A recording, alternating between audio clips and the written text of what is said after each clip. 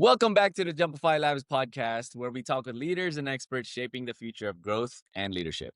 Today, I'm joined by Dr. Terry Hildebrandt, an executive coach and organizational development expert with over 30 years of experience. He's pioneering a new approach called emotional responsibility, which challenges the old idea of just managing emotions.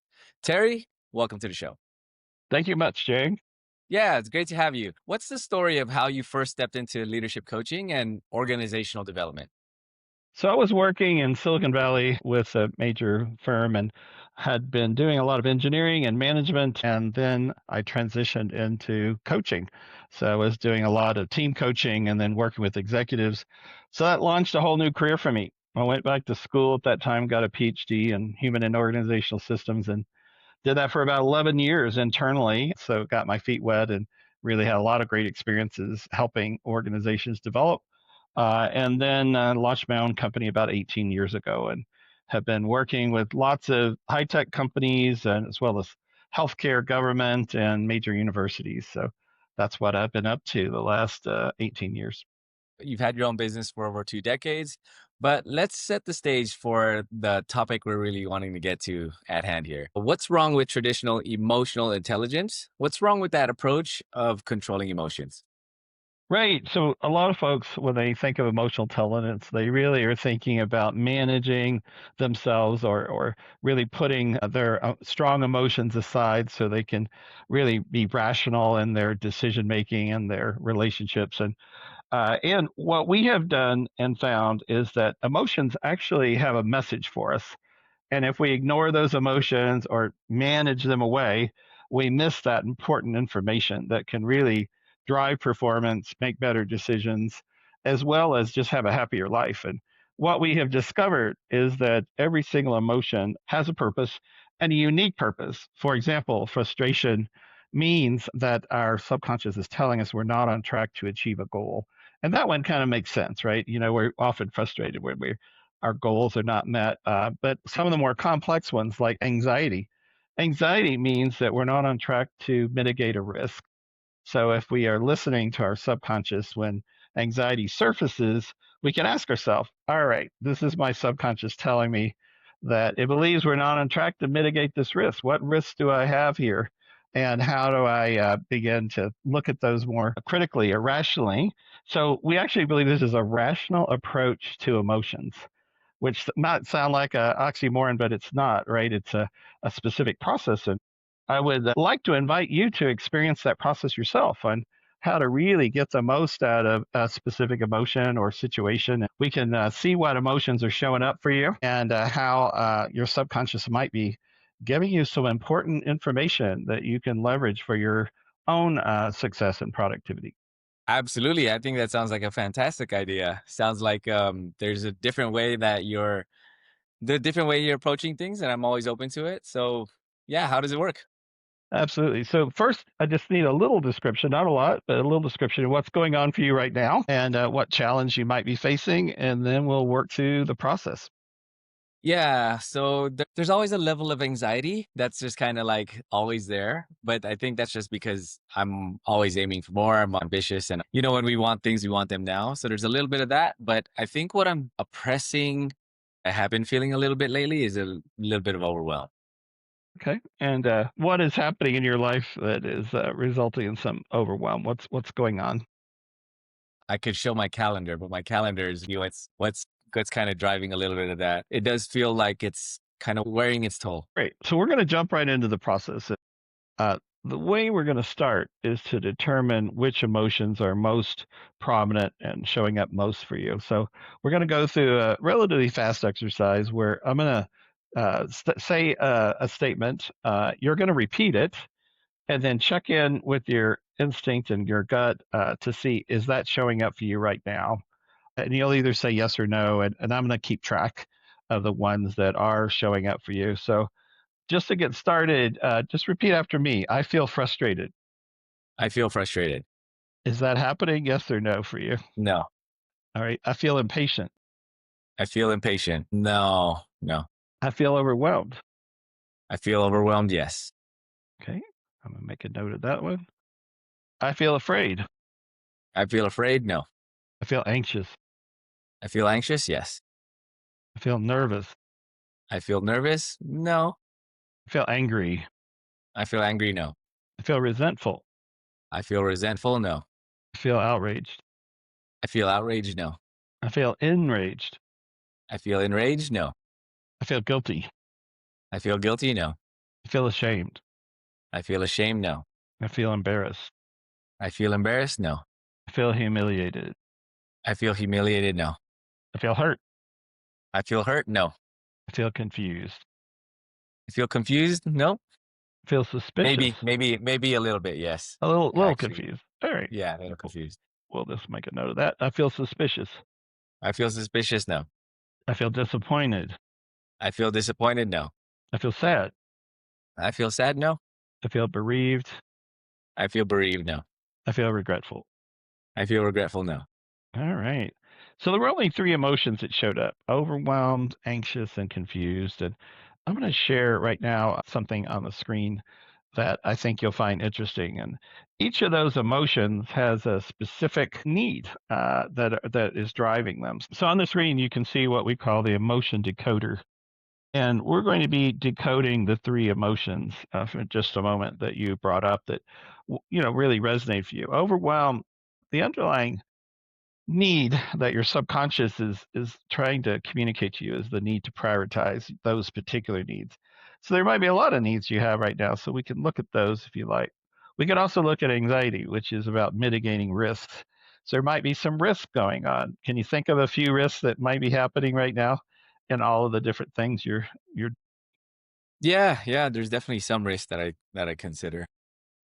all right? And then confused is the need to understand what's happening, right? So there might be a lot going on and you haven't quite figured it all out yet. Do you Hmm. see that need showing up for you? Yes, absolutely. All right. So when we are paying attention to our emotions, not managing them, but actually really listening to them and what we might call harnessing them, we're going to decode them and look at the underlying needs. So, of these three, which one do you think is most relevant or the biggest emotion showing up? Is it overwhelm, anxiety, or confusion? I think it's a little bit of confusion as to how I'm going to prioritize my needs. All right, great. Well, we can definitely go deeper into any of these. Which one would you like to explore first? I'd actually like to explore prioritizing needs. All right, let's look at that. So, each of these has an overall process of how do you meet that need, and we're going to look at what's called the emotion resolver, and we have developed specific worksheets for people who are learning this process. Now once you know the process, right, you'll understand that it's about exploring the need, assessing whether we're on track to meet that need, and then developing some strategies that might meet the need better. But because we're new, and I want to demonstrate this to you as someone new to this process, we're going to use the overwhelm resolver to work through this. Okay, so you can see here on the screen the overwhelm resolver, and I'm going to be taking some notes, Jay, for you, and you'll get a copy of this at the end of our session today. But so tell me a little bit about some of the needs you need to prioritize. What's going on for you in this specific situation that might be vying for your attention? Yeah, so there is number one, there's a duty to the clients that I've enrolled. Okay, what else? Yes, and there's also a duty to the the organization that I'm currently a part of. Okay. And if any other needs regarding your own clients that you're working with, Yeah, with the duty to deliver for the clients. anything else showing up? Yeah, so working with my own internal teams and making sure that they're also provided for, fulfilled, all of that. Okay. So you might say you've got a lot of stakeholders here. Mm. So sometimes we call that stakeholder management. A lot of different people that are vying for your attention and different expectations. So just thinking about those and putting them on the list, think about that. How do you feel now just knowing what you need to do? As I was saying the words out loud, when it's in your head, it seems a lot bigger than it is. But now that I see it, it feels a little bit more manageable. So it's not as overwhelming because you've got a list, you know what you need to do. For the specific things you need to get done, are there any that are still bringing up anxiety or other emotions? A bit of it is just the control of my time. So let's talk about that for a minute. When you think about the duty to your current organization, we're not going to go through the whole 21 list again, but are there some emotions that come up around that? And I'm gonna just show those to you on the screen for just a moment to make that a little bit easier. So looking at those, which ones are coming out when you hold the thought about duty to your current organization? I love the team. I think I'm more upset at myself more so than anything. Yeah, sometimes that can also be guilt or shame. Are you living up to your own standards? I'm wondering if that might be showing up for you. Yeah, I think so. I think I'm definitely able to do a lot more, which is why I'm taking the actions that I've been taking, which is the reason why the Jumpify Lab podcast has been born. So sometimes that can also be realizing that what you wanted from a group of people, you might have to get in a different way. So I'm just wondering, what is your current side gig giving you at this point? What needs are being met there? Yeah, just having not full control over my time is really the main thing. Okay. So if we go back for just a minute, what do you think you might be feeling? It's more towards just the role itself, Mm-hmm. where Right. I've accepted the role, and what I'm doing now, I have to keep doing it. And the only way for me to not have to keep doing it is by just taking control of doing my own thing. Got it. All right. So your solution to I'm also wondering if there's a little frustration there, because it sounds like you had a goal to have more control over your time and realized that that wasn't going to give that to you. Does that sound right? Frustration, if anything at all, it would be at myself. Okay. So I can see how that might result in some frustration. Yeah, it's definitely me. Okay. So that's one of the basic principles of emotional responsibility, is realizing it's we're responsible to meet our own needs. So what need do you think you had here that resulted with some of the frustration? It sounds like you had a need for some freedom, Yeah, the goal of achieving freedom. So I'm reading the first one there. It says achieve goals, right? just to achieve that goal of time freedom. So time freedom was a goal you had that you weren't receiving. So let's delve into that a little bit deeper, because I think that could be really interesting to see how that might still be showing up a little bit. How strong is it today in your life? I guess now that we're kind of like digging into this, I feel like now as I'm just kind of like verbalizing everything, I Hmm. think it's pretty moderate. All right. All right. So we also have a worksheet for frustration. So I'm gonna actually bring that up to you on the screen so you can take a look at that and see the basic process we're going to use for that. So you mentioned earlier the goal you're trying to achieve is some freedom with your time. It's definitely freedom of time. And is it control of your time, like being able to do what you need to do? Yes. All right. So why is it important for you to have some freedom to control your time? I think it's because I've been quite the workhorse, and I've not been in control of my calendar for several years now. And I don't want to do that anymore. Okay. What do you hope to do instead? Yeah, put things on my calendar that I want to be on my calendar. I want to work with the people that I choose to work with. Okay. What would that enable you to do? Think have a little bit less time wasted. Okay. Less time wasted. Great. What would you do with your time, ideally? I'd continue to build business. I enjoy working with the clients that I've chosen to work with. I also enjoy the freedom to do what I want outside of just work. Very focused on work, but if I wanted to just train jujitsu for 2 hours, I could. So, is there any changes you need to make around your goal for controlling your time, or does it feel about right to you? Feels about right. All right. In what ways are you not currently on track to meet the goal? What makes you think this is not quite where you want it to be yet? Because as I build my own firm, it's not happening fast enough because I am splitting my time. Mhm. Great. Anything else that leads you to believe you're not on track? It's mainly that. All right, great. If you were on track, what do you think success would look like? Like if you, let's imagine, what would you be doing? I'd be full time working with my team and my clients. Great. Anything else on your wish list? I think that would be mainly it. All right. What would be a milestone for you to get on track to have control of your time? Closing my calendar. Okay. What plans have you made so far to get on track to have more freedom of your time? Starting the JumpifyLabs podcast to start getting out there. Okay. Anything else you're doing? Well, I have teammates, something that I didn't have when I was just thinking about this. Great. So you're putting a team together. So if you were going to ask an expert on starting a business like yours, how you might be able to control more of your time, what do you think they might say? What recommendations do you think they might have for doing this? They might do a series of questions to find out how I'm spending my time. They would also ask me to prioritize these activities. Do I absolutely need to be spending my time that way? Okay.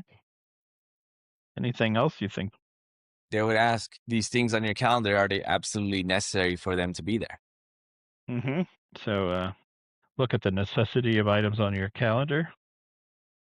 Anything else? Could I time block? Time blocking. Yeah, that's a powerful strategy. Anything else? From where I'm sitting, I think that would be it. All right. The main ones, anyway. Okay. So we've talked about a lot of possibilities. What updates or upgrades or changes are you willing to make right now to have more control of your time? Well, I have done this. I have started the time blocking. So that's what I have started. And yeah, some of those things that I've already mentioned, building the team. Great. Is there anything else left that you would want to add to it or do more of or less of? I think those are the main ones. Okay. What do you think would be get you from the frustration you are now to complete, happiness with where you're at? What would help you really nail that goal? It's really just me. Okay. Yeah. It's really just me. It's a bit of a sense of responsibility, sense of duty, sense of not wanting to disappoint. Mm-hmm. Because these are people that I've come to become really good friends with. Do you think they would be disappointed if you left to do your own thing? I think so. How might you reduce that risk of them being disappointed? What might be a way to reduce that risk? Yeah, find someone that could possibly replace me. Yeah. Is that something you're interested in doing? Yeah, that process has been started. Okay. So you're thinking about that. All right.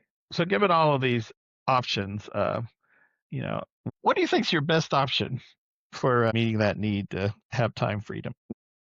I think about this, Terry. So I don't have the best answer yet. What's your gut telling you though, if you had to, you listen to your instinct? Yeah, so is really just I think what I could definitely benefit from is just maybe like a week of just not working. Oh, okay. Having a little break. Yeah, because I don't think that being completely still is in my nature either. I think I just need a little bit of time to decompress. What do you think that would do for you? I come back refreshed. Anything else? Yeah, more energy, of course. Yeah. So again, frustration will be relieved once you're more on track to achieve your goals. So with this break, I'm just curious if the break might give you time to prioritize and really think about what you want to do. Does that feel right? Yeah, I think it'll just help me to clarify things and, a good night's rest and detox a little bit. What do you think it would take to actually do that, to take a week off? Just me doing it. All right. Is that something you want to do? Yeah, absolutely. What's your level now versus what we started with? I mean, I definitely feel like it's more manageable for sure. If I just say I need some time, burning the candle at both ends here. Mm-hmm. All right. What are your next steps then? Yeah, just let the team know. Okay. All right. So just a debrief for a minute. We looked at a number of potential emotions that are showing up for you right now, right? Some overwhelm, and we prioritize those needs. We went a little bit deeper and realized that one of your biggest needs was really having some freedom to control your own time. And we did a little deep dive into how to resolve that need to achieve that goal of having more control of your time. So you got a sense of how this process works. If we were going to continue to work together, we would probably work through some of these other emotions too. Hmm. We touched on anxiety, managing risk, but we didn't go too deep on that, so we could go deeper there. And as you uncover this, what you find is that newer emotions surface and become relevant, and it's like peeling an onion and really exploring your needs. But what have you learned so far in this short time we've had together? You're right, like peeling the onion. There's things that I felt. I initially went into it with like feeling of a sense of overwhelm, and then we're now dissecting the root, possibly the root cause, which is frustration. Hmm. Yeah, yeah, and that often happens, right? You start pulling on that string to explore what's there, and you discover other emotions underneath it. So, how do you think you might be able to use this going forward? Emotion decoding in your own life. I think it would be, yeah, I think it's definitely helpful for these big emotions, and then kind of drilling it down to something that I can control. And then once you feel like you do have control, the emotion kind of evaporates a little bit. Hmm. Is this a practice that you can do on your own? Absolutely. Once you learn how to decode, right, and this decoder is available on our website that you can check out on emotionalresponsibility.com. But the real goal here is to stop managing emotions, stop trying to push them away or ignore them, but to really leverage them for your own success, to say, you know what, each of these emotions is trying to tell me something, right? And so when you begin to remember that and practice that every day and then go one step deeper to decode the emotion, you then can work on meeting that need that's underlying that emotion. And then once you're on track, you're going to feel some of these positive emotions. So you'll feel productive, instead of being overwhelmed, you'll feel capable. Instead of feeling confused, you'll be curious to understand what's going on. And those are all positive emotions that are going to keep you moving. Hmm. Yeah, it's very cool. I like the exercise for sure. I guess in practice, I went in with a few emotions that I thought were top of mind, but then we ended up finding ones. How do we know that we're attacking the right one? Well, the good news here is there's no right or wrong one. No matter where you start, it'll lead you to others. So what I usually recommend is when you list these and say out loud, and that's an important piece of this because what research has shown is you can tame an emotion by naming it. So name it to tame it is the short phrase there. So actually saying it out loud, hey, I feel frustrated, you're now acknowledging it. You're listening to your subconscious by acknowledging that frustration. So one way to determine which one is most active in your life is just to go through the list. I feel frustrated. But yeah, that is showing up. I feel impatient, just like we did. So if you go down that list, you'll feel it in your body and have a sense of which one you want to start with. Yeah, this is very cool. Any other questions or thoughts? So to be able to do this on your own, it doesn't seem like it's incredibly difficult what you walk me through. Hmm. Is this a practice should be done on a more regular basis? So it should be a daily practice because most people every day have some kind of irritation that shows up as an emotion of frustration, anger, resentment. If you learn to deal with them quickly, you will then more likely have a happier life because you're gaining wisdom by listening to those emotions. So it's not just for big challenges. It can be for little daily challenges too. But certainly for big challenges that have stuck with you and you've lost some sleep over, you definitely want to bring out the emotion decoder and go a little deeper and figure it out. And we also found that when you're first learning, it's helpful to have a partner or a coach to help you with that process because it can be take a little time to remember. Oh yeah, every time I'm frustrated, it's about needing to achieve a goal. Or every time I'm resentful, I need to elicit a consideration from somebody. Or if I'm feeling angry, it means I need to assert my rights. But I actually recommend you print this out and put it on your refrigerator at home or in your office and wherever your office is, That way you have at your fingertips to say, this is what's going on for me. How do I resolve this in a way that's going to result in greater productivity and happiness? Where can listeners learn more about emotional responsibility, and can they find your decoder? Yeah, absolutely. So you can go to www.adaptivemastery.com, and that's all smushed together, Adaptive Mastery, and you can see more information about emotional responsibility. You can also see a white paper on emotion decoder and learn more about the different classes we offer as well. So we offer both a 4-hour workshop for intact teams and companies. We also offer individual coaching as well. So if you're just a individual who wants to learn more about this, if you're a coach or HR professional, we also offer a certification program where you can teach others how to do this, which can be really helpful if you want to expand your practice and add this as a tool. Our goal and hope and vision will be that one day this becomes a household name. I'm decoding that emotion, instead of, people just getting angry and pointing fingers, or that they can, saying, well, what emotion do you need to decode right now? Oh, I'm feeling outraged. Well, we need to rectify some injustices. So, over time, this is really what we believe emotional intelligence is about, is being able to feel our emotions and then decode them. So emotion decoding is kind of the next step in that whole space. Yeah. Yeah, this has been really cool. I don't think there's any better way to actually show the work that you do versus actually going through a live demonstration. So thank you for helping me to kind of get some clarity for myself. And if you want to reach out to maybe get some more of that clarity for yourself, and if you're listening and that's something you're worth exploring, definitely check out what Terry's doing over at his organization. And if you'd like more stories like this, then definitely tune in for more. My name is Jay. Thanks so much. Take care.